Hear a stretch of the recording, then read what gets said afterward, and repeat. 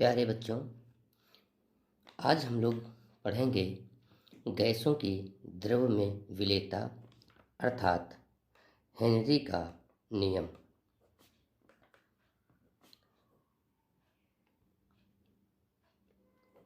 Henry ने गैसों की द्रव में विलेयता के लिए एक नियम बनाया जिसे हेनरी का नियम कहते हैं।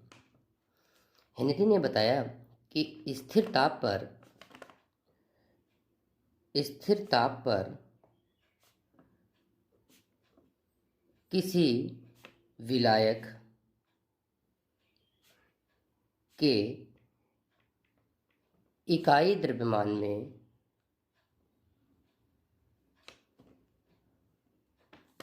घुली गैस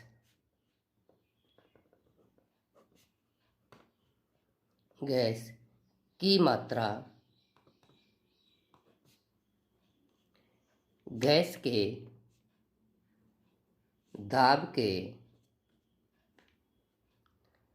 समानुपाती होती है।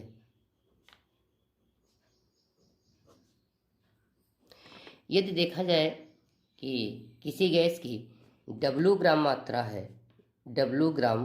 मात्रा है और विलायक में दाब जो है वो P है, तो अगर इस प्रकार से देखें तो इस नियम के अनुसार हो जाता है कि W जो है वो समानुपाती P के है या W/P बराबर स्थिरांक आता है। ये नियम हेनरी ने गैसों की द्रव में विलेयता के लिए दिया। दूसरा नियम उन्होंने बताया कि यदि द्रव में गैस की विलेयता मोल प्रभाज के पदों में लिखी जाए, तो यदि मोल प्रभाज के रूप में लिखी जाती है तो हेनरी ने बताया कि किसी गैस के द्रव में विलयन की सतह पर गैस द्वारा उत्पन्न किया गया दाब विलयन में गैस के मोल प्रभाज के समानुपाती होता है। यदि दाब P है और विलयन में गैस का मोल प्रभाज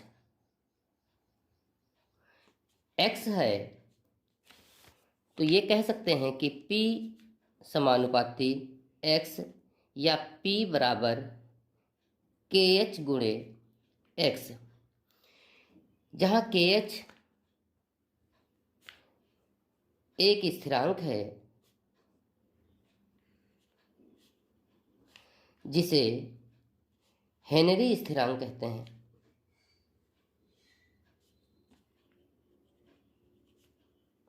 तो इस प्रकार से जो नियम निकल के आते हैं वो नियम पहला तो है स्थिर ताप पर किसी विलायक के इकाई द्रव्यमान में घुली गैस की मात्रा गैस के दाब के समानुपाती होती है।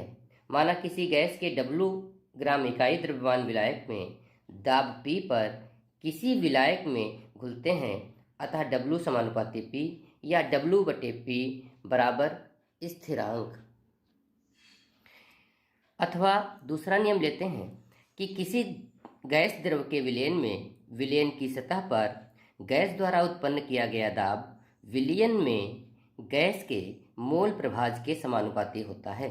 माना विलयन में गैस का आंशिक दाब P और विलयन में गैस का मोल प्रभाज X है, तो हेनरी के नियम के अनुसार P समानुपाती X या P बराबर KH/X, जहाँ KH एक स्थिरांक है। ध्यान देने योग्य बात यह है कि यदि कुछ बातें नोट करने वाली हैं कि गैस में घुलने वाले आयतन पर दाब का कोई प्रभाव नहीं पड़ता है। गैस के घुलने वाले आयतन पर दाब का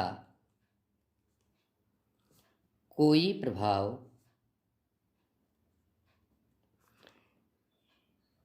नहीं होता है।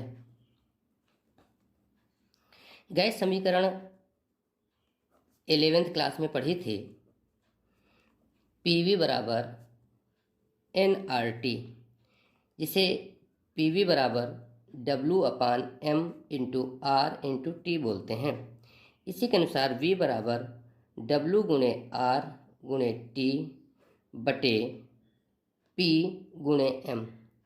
ये गैस समीकरण निकल के आई थी।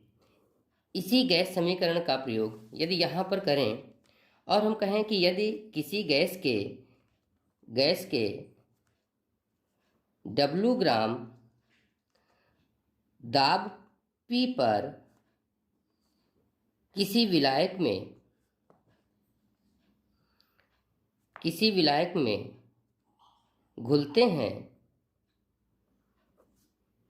तो घुली गैस का आयतन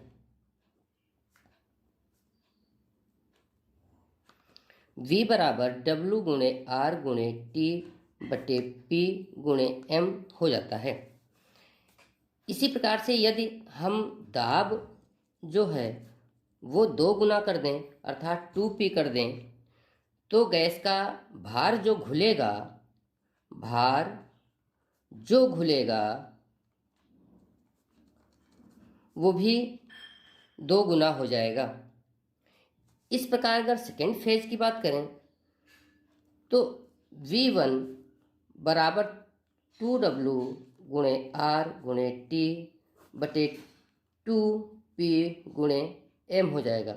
अगर 2 कैंसिल कर देते हैं और पहली समीकरण से दूसरी वाली समीकरण की तुलना कर देते हैं तो V बराबर V1 निकल के आता है। इस प्रकार से हम कह सकते हैं कि गैस के घुलने का आयतन दाब पर कोई प्रभाव नहीं डालता है।